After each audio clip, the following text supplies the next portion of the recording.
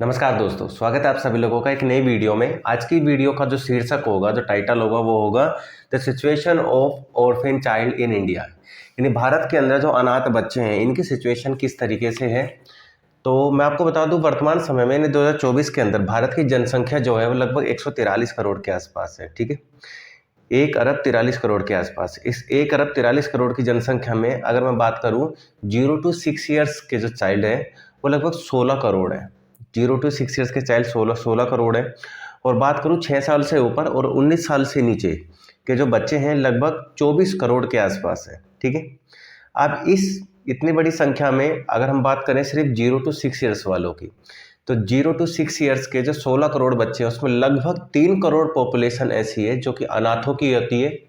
और इस डेटा को हम कोई छोटा मोटा डेटा नहीं मान सकते हैं। 3 करोड़ पॉपुलेशन जो अनाथ बच्चों की पॉपुलेशन है, बहुत बड़ी पॉपुलेशन है। और ये डेटा कोई छोटी मोटी संस्था के द्वारा नहीं निकाला गया है, यूनिसेफ के द्वारा इस डेटा को रिलीज किया गया है कि भारत में लगभग 3 करोड़ पॉपुलेशन जो है वो ऑर्फन चाइल्ड की है। और इस 3 करोड़ पॉपुलेशन में जो ऑर्फन चाइल्ड है, इसमें जो देखभाल के लिए जो एनजीओज बनाए गए हैं या अनाथालय जो बनाए गए हैं, तो ये लगभग 3,70,000 बच्चों की देखभाल करते हैं पूरे भारत में। 3 करोड़ में से, यानी 3 करोड़ में से सिर्फ 3,70,000 बच्चे ही ऐसे हैं जिनको इन संस्थानों में रखा गया है। बाकी बच्चे जो है रोड पर कूड़ा बीनते रहते हैं, ह्यूमन ट्रैफिकिंग का शिकार होते हैं या वेश्यावृत्ति का शिकार होती हैं वो लड़कियां, या उनको बेचा जाता है कम उम्र में ही, उनकी जल्दी ही शादी करा दी जाती है पैसों में बेचकर। ऐसे बहुत सी चीज़ें जो है इन बच्चों को एक्टिविटी में यूज़ करा जाता है। ठीक है, तो महिला और बाल विकास मंत्रालय के अनुसार देश में लगभग 9,589 अनाथालय हैं। ये भारत सरकार का डेटा है, 9,589 अनाथालय हैं। और आपको जानकर हैरानी होगी, 9,589 अनाथालयों में सिर्फ 91% रेशो जो है वो प्राइवेट सेक्टर का, यानी यहाँ पर गवर्नमेंट का जो कंट्रीब्यूशन है वो कुल 9% का है। यानी 9% अनाथालय ऐसे हैं जहाँ पर गवर्नमेंट रिकॉग्नाइज्ड है, गवर्नमेंट यहाँ पर उन चीज़ को रेगुलेट करती है। बाकी 91% अनाथालय ऐसे हैं जो सिर्फ गवर्नमेंट ने कानून बना के छोड़े हुए हैं कि अगर आप अनाथालय बनाते हैं तो आपके लिए ये कैटेगरी होगी, इस कैटेगरी के आधार पर आप बच्चों को जो अडॉप्शन का जो प्रोसेस है उसको पूरा करवा सकते हैं। पर यानी गवर्नमेंट का यहाँ पर इस वाले एरिया में अनाथ बच्चों का जो कल्याण हो सके, आगे बढ़ाया जा सके, उस पर गवर्नमेंट का कोई भी लेना देना नहीं है। ये वीडियो मैं उन लोगों की आंखें खोलने के लिए बना रहा हूँ जो लोग कहते हैं कि नहीं नहीं, वर्तमान सरकार ने देश को कितना आगे पहुंचा दिया है, गरीबी में हम कितना बाहर निकल गए हैं, देश तरक्की कर रहा है। तो उन लोगों को मैं बता देना चाहता हूँ कि सरकार जो है, जो आने वाला भविष्य हो सकता है देश का, खासकर जो युवा पीढ़ी होती है, जो बच्चे हैं आगे जाके युवा बनेंगे, देश के भविष्य में अपना योगदान देंगे, उस युवा पीढ़ी को, उन बच्चों को किस तरीके से हमारी गवर्नमेंट किस तरीके से ट्रीट कर रही है, किस तरीके से उनके लिए योजनाएं बना रही है। यूनिसेफ का डाटा जो है उसके अनुसार भारत में जो ऑर्फन चाइल्ड है वो आधिकारिक रूप से कभी भी उनका डाटा रिलीज नहीं करा जाता, ये यूनिसेफ बोल रहा है। जिस कारण से जो शोध किए जाते हैं उसमें जो ऑर्फन चाइल्ड है इनका डेटा क्लियर नहीं आता है। अभी के अकॉर्डिंग जो यूनिसेफ का डेटा वो ये बताता है लगभग भारत में 3 करोड़ पॉपुलेशन ऐसी है जो कि ऑर्फन चाइल्ड की गिनी जाती है। गवर्नमेंट का जो बजट की बात करें, गवर्नमेंट ऑर्फन चाइल्ड के बजट के लिए क्या क्या पैसा अलॉट करते हैं, तो इसमें आप लोगों को जानकर हैरानी होगी। भारत सरकार ने कुल 1500 करोड़ का बजट अलॉट किया है ऑर्फन चाइल्ड के लिए, कुल 1500 करोड़। यानी आप कह सकते हैं कि पर बच्चा जो है, ये जो 3 करोड़ की पॉपुलेशन है, पर बच्चा जो है लगभग 2 रुपये के आसपास बनता है। यानी एक दिन में 2 रुपये में बच्चा छकेगा क्या? 2 रुपये में बच्चे को न्यूट्रिशन मिल जाएगा? ये गवर्नमेंट हमारी देखती है। अब देश की कुल आबादी की बात करें तो देश की कुल आबादी लगभग 1 अरब 43 करोड़ के आसपास है और उसमें लगभग 70% population SC ST and OBC की गिनी जाती है।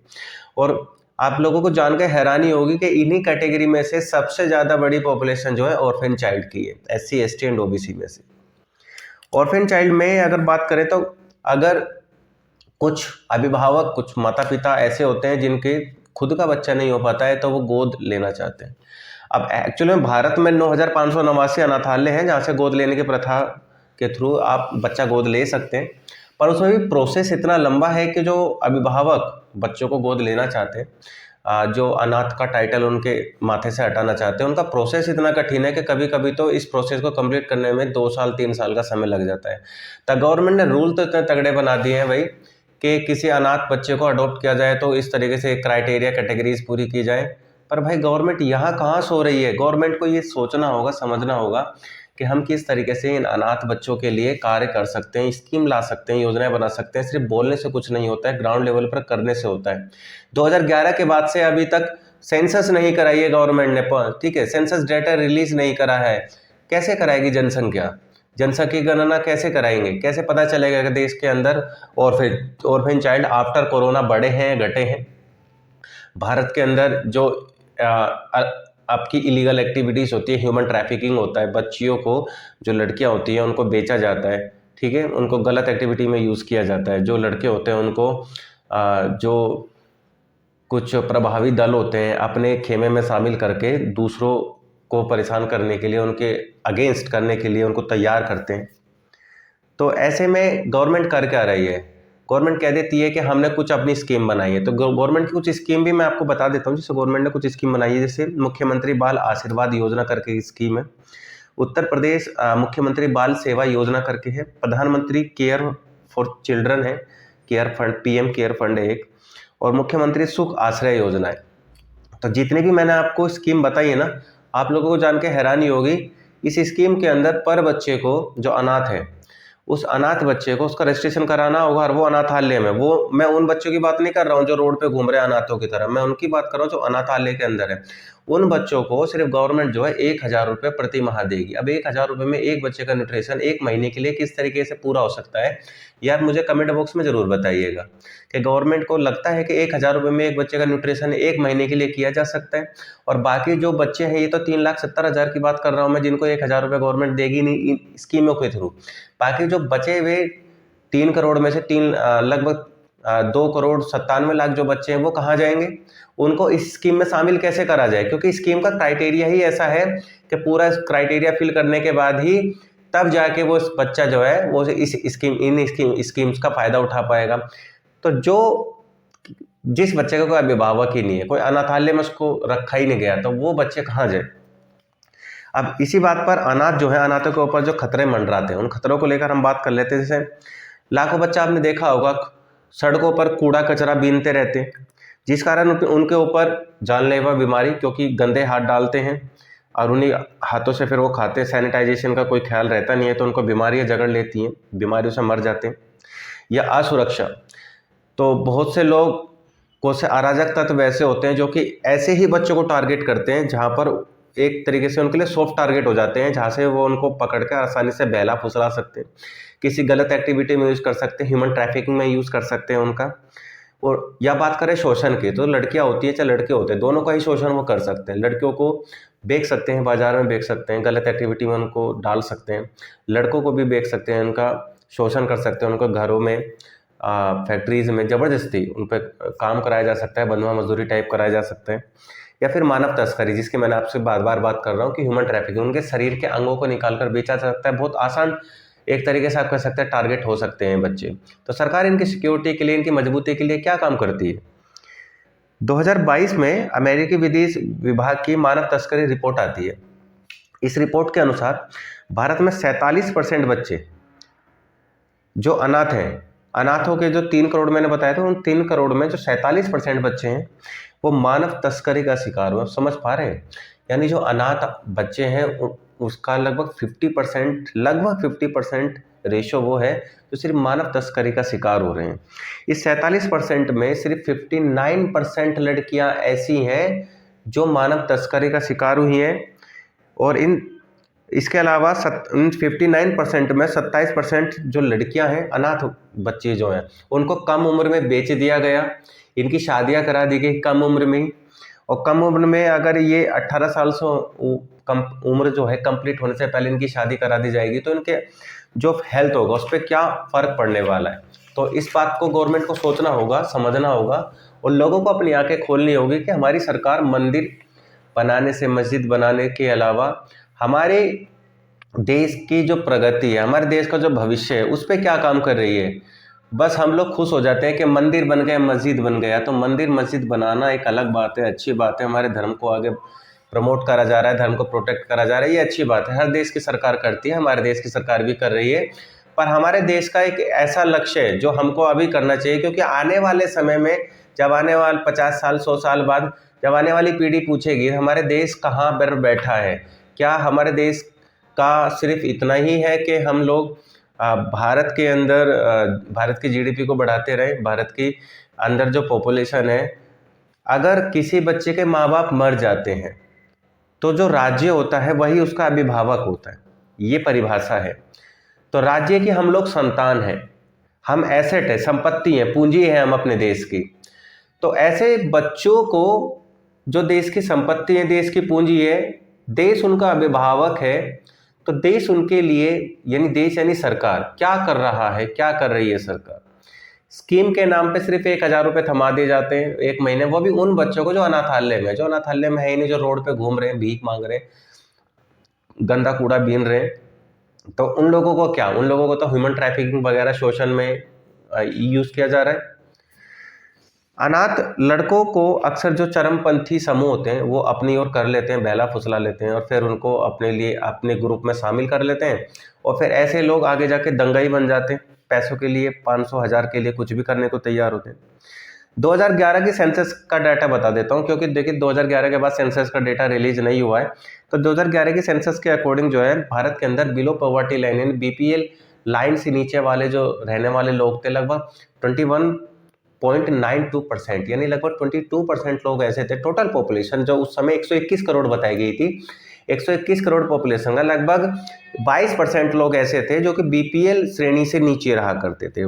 वर्ल्ड बैंक की जो रिपोर्ट आई है उसके अनुसार बीपीएल बिलो पॉवर्टी लाइन जो है उससे नीचे रहने वाले लोग जो है लगभग भारत के अंदर 16.74 करोड़ है, यानी लगभग 17 करोड़ के आसपास लोग ऐसे हैं वर्ल्ड बैंक के अनुसार जो कि बिलो पॉवर्टी लाइन से नीचे रहते हैं।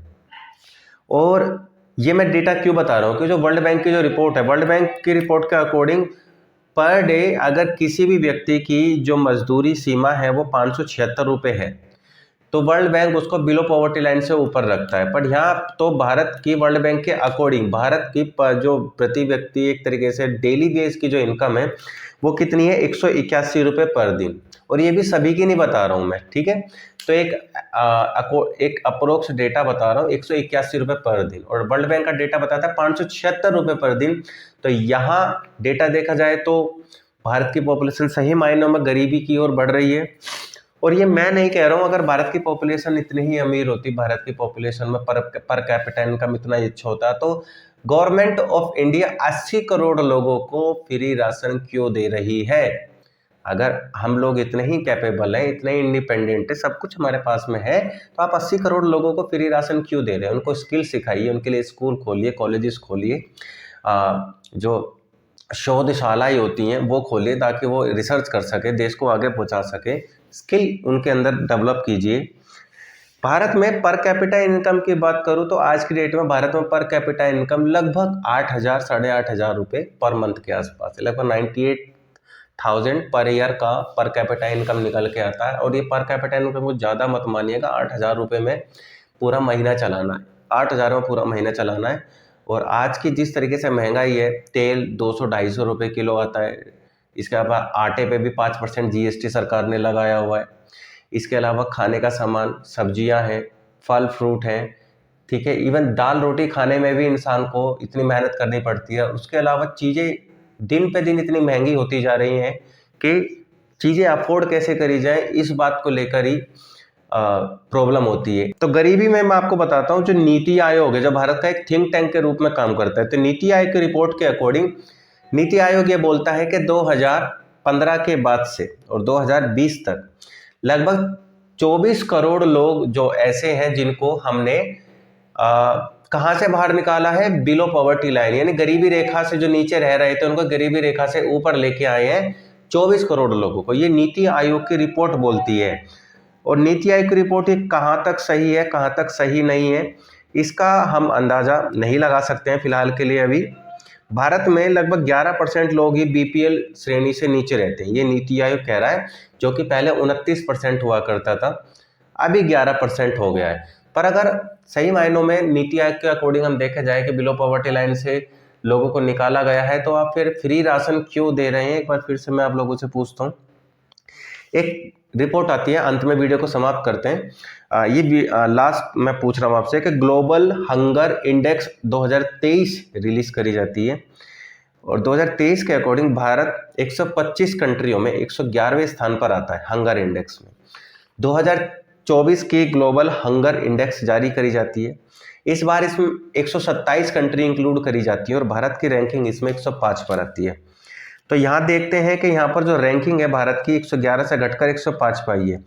तो ग्लोबल हंगर इंडेक्स हम 105 नंबर पर बैठे हैं और ये कोई मतलब आप कह नहीं सकते हैं कि तरक्की की बात है, हम 111 से 105 पर आ गए हैं। ये बहुत शर्मनाक बात है कि इतनी बड़ी पॉपुलेशन का देश है, इतना बड़ा रिसोर्स हमारे पास में है और हम लोग नारा देते रहते हैं कि समृद्ध देश, एक भारत एक लैंग्वेज, एक प्रोडक्ट, वन नेशन करके नारा लगाते हैं, मेक इन इंडिया का नारा लगाते हैं। पर यहाँ पर जो ऑर्फेन चाइल्ड है, जो अनाथ बच्चे हैं, कोविड-19 के जो कोविड हुआ था, कोविड बीमारी के आसपास भी लगभग 5,000 साढ़े 4-5,000 बच्चे अनाथ हुए थे। तो उनको पीएम केयर फंड से सहायता मिलने को कहा था। पीएम केयर फंड भी एक ऐसा फंड है जिसपे कोई जांच नहीं बैठाई जा सकती, जिसकी आप जांच कर ही नहीं सकते कि किस तरीके से यहाँ पर पैसा आ रहा है, कैसे नहीं आ रहा है। तो वीडियो का जो निचोड़ है वो सिर्फ इतना है कि जो भारत के अंदर ऑर्फेन चाइल्ड है, जो अनाथ बच्चे हैं, जिसका डेटा मैंने आपको दिया है, इस ऑर्फेन चाइल्ड में सरकार सिर्फ 3,70,000 बच्चों को ही क्यों प्रोटेक्शन दे पा रही है, बाकी बच्चे कहाँ जाएंगे? 2,97,00,000 बच्चे। इसके अलावा अनाथालयों की बात करें तो भारत में मैक्सिमम अनाथालय सिर्फ प्राइवेट है, सरकारी नहीं है। तो इन चीज़ों पर सरकार क्या काम कर रही है? तो अगर ये वीडियो आप लोग देख रहे हैं तो इस वीडियो को ज़्यादा से ज़्यादा शेयर करें, सरकार तक इस बात को पहुँचाने की कोशिश करें कि अनाथ बच्चों के लिए सरकार को काम करना चाहिए, अनाथालय ज़्यादा से ज़्यादा बनाए जाने चाहिए और अडॉप्शन प्रोसेस को थोड़ा सा धीमा कर देना, मतलब एक तरीके से आसान कर देना चाहिए, ताकि जो बच्चे जो अभिभावक बनना चाहते हैं, जो मतलब बच्चे गोद लेना चाहते हैं, उनके लिए चीज़ें आसान हो जाए। तो वीडियो को यही समाप्त करते हैं। वीडियो कैसी लगी आप मुझे कमेंट बॉक्स में ज़रूर बताइएगा। धन्यवाद।